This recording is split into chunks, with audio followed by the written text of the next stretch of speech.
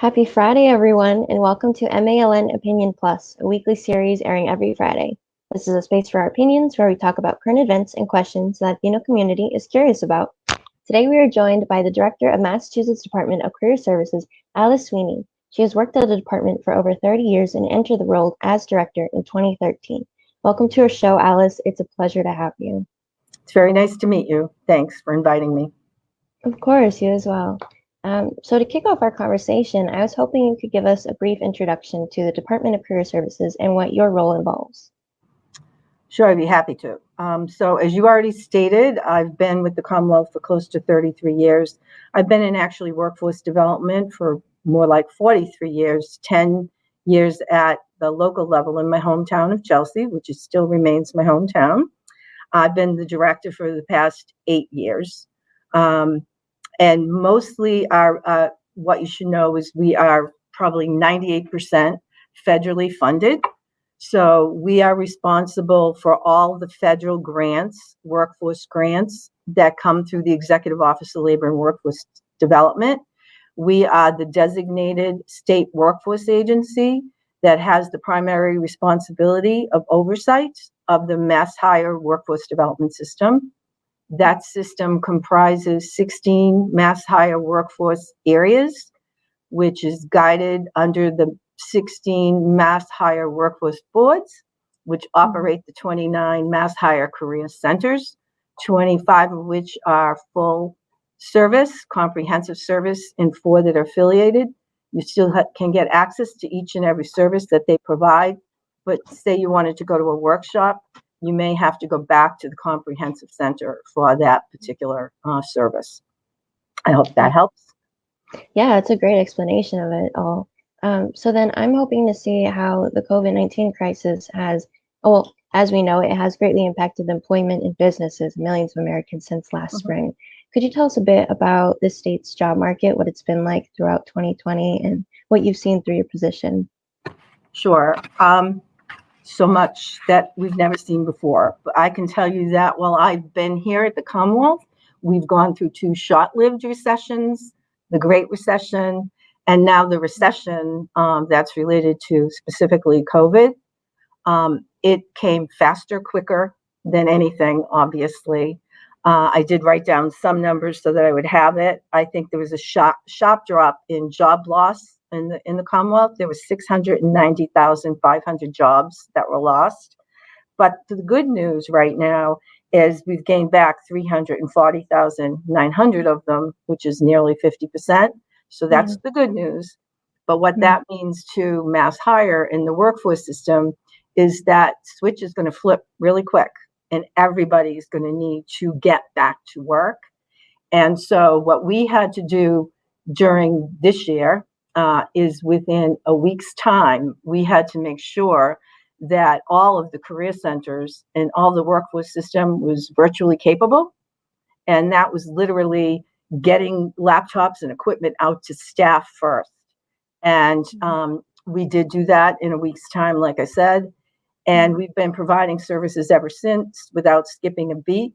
But as you can imagine, we had to get people who weren't necessarily used to provide services in that manner, trained and feel more comfortable in that environment, because their comfortability is going to allow the comfortability of our customers.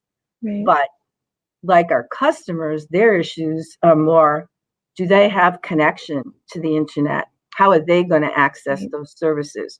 So right now, the services are being provided from the mass hire workforce system virtually only. So we've been working one-on-one, however, with those customers that still seem to need some help in navigating that process. We also saw, I don't want to jump the gun here, but we saw a lot of people who didn't want to go back to work, right? Because for all the natural reasons, fear, fear of just COVID itself, just dealing with everyday issues. So we had to try to really outreach a lot to customers to try to engage them and talk about getting back to work. So it's been a long 9 months, but we haven't skipped a beat. So I'm very proud of the workforce system. Yeah, it sounds like you were really quick to just translate all your services onto online. Mhm. Um, what a huge transition for everyone during this time.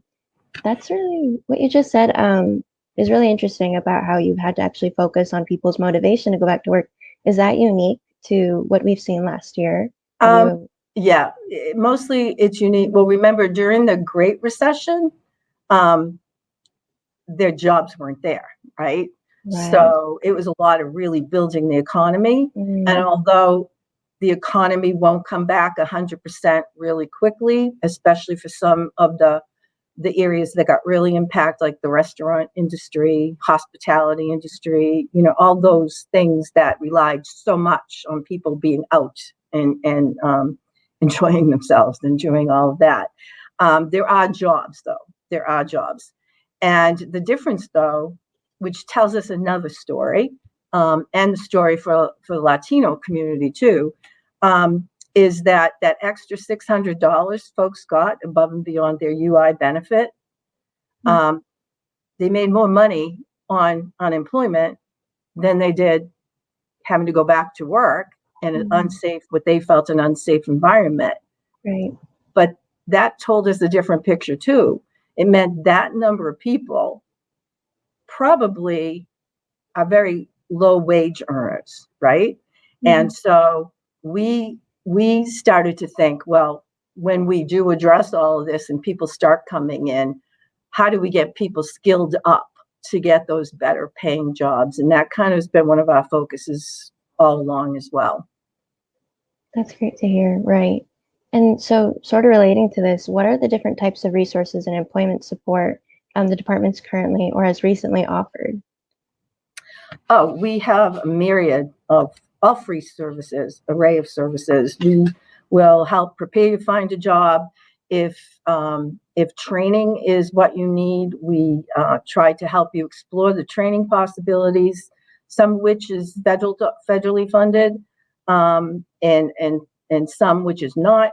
But it's very limited right now. We, on the workforce side, haven't received any extra federal dollars to help us with this issue. We're hoping that comes so that we'll have more training dollars available. But we've creatively, through the state, come up with connections for folks with our partner agencies across the state. So we've been able to pull things together for folks as much as we can. There are workshops, many different workshops available at career centers. We have Mass Hire BizWorks that has been throughout this whole time engaging employers to see how we can help. We run the rapid response program, and I can tell you just the rapid response program alone had over 690 businesses that we responded to and our staff responded to, and that impacted like 71,000 specific individuals. Mm, When there's a mass layoff, it's our staff that has to go out there first. But we also try to avert layoffs by helping them through knowledge of what services are available that might help them avoid that layoff. So it's all those services are provided by the workforce system. right, thank you. Yeah, that diversity within resources must be crucial. Mm-hmm. Um, I'm excited to include that with this episode. Switching gears a bit, statistics since the beginning of the pandemic have shown that Latino employees have been affected the most by the COVID-19 recession. Has the Mm-hmm. department noticed similar trends within Massachusetts' Latino population? Absolutely. So, and I know at one point, and don't quote me on exactly at this rate, but at one point, the Latino unemployment rate was like 15+%. Mm, The Black unemployment rate was 12, maybe mm, a percentage and a half less than that. I mean, 3 percentages less. And then the white unemployment rate was like at 8.9%. So mm. clearly, there's a vast difference. Add Yeah. to that, this is what happened with this particular unemployment. In the recession, it affected males more. And Oh, here interesting. now it is impacting women more and females Mm, more. And in many, many ways, to add to that, all the issues related to daycare issues and problems like that, mm, and being the teacher at home, not right. that dads aren't doing it too, but a lot of that has impacted the female Latino population and Black and Brown populations as well. So I didn't even think about the gender aspect of that. Thank you. That's really interesting. yeah, that's the first time that was not true in the Great Recession at all. On the top of your head, can you think of any available resources for Latino or Hispanic residents relating to employment support?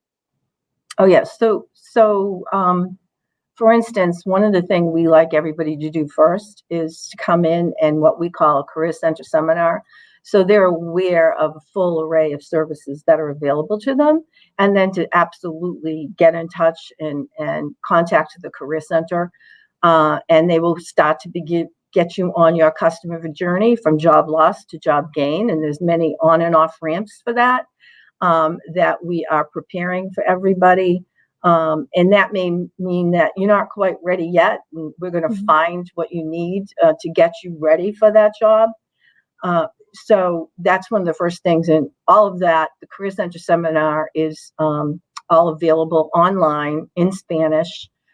We actually have all our materials are available in 12 other languages plus English. And we're working on getting the Career Center seminar up and going in all of those languages as well. But there remains those services open and available to all customers. Okay, that's good to hear.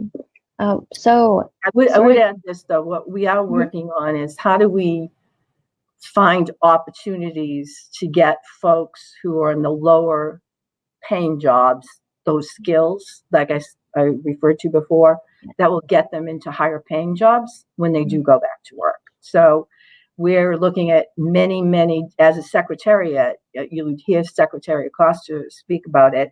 We're really looking at creative ways to make that happen that I'm sure people will be hearing about quite soon. That's very exciting. I think the pandemic has really inspired creative solutions is what I'm learning. Each interview I get to talk to someone new about that. So since we're kind of running out of time, unfortunately, I would love to hear some of the main goals you have for the Department of Career Services, whether it's sort of like that, any more specific plans for this new year or more longer term. So one of our main goals has to be how do we get back to return to in-person services? So we're working with all of our workforce system. And so we can do that safely because we do know this. Some people need help one-on-one, and that's what we're in the business of people, and that's what we want to get back to be in that one-on-one kind of service. But to that end, we also know there's going to be a surge of people needing that assistance to get back to work. So we are right now enhancing what we call Mass Hire Job Quest, which is our portal in to registration, and making sure it's the most robust, intuitive virtual tool that you can get all these services online. But we know that not everybody can navigate tools, online services, as well as others. And so what we hope is going to happen from that is the folks, like I said, on ramps and off ramps, will have the ability to get right to a career center to schedule an appointment. And those people that are with the career center are the people that we should be serving, those with the most significant barriers to employment and those that need our one-on-one help. Absolutely. That's a lovely message. Thank you. Thank you so much for talking with us, Director Alice Sweeney, and for being our guest on MALN Opinion Plus this week. Thank you so much. My pleasure. I hope you take care, and hopefully we'll have the pleasure of speaking again soon on here. Anytime. Stay safe. Thank you. Everyone, please tune in next week for another episode. Follow us on Twitter at MA Latino News and Instagram at MA_Latino News. I'm Belen Dumont with MALN Opinion Plus, and I will see you all next time.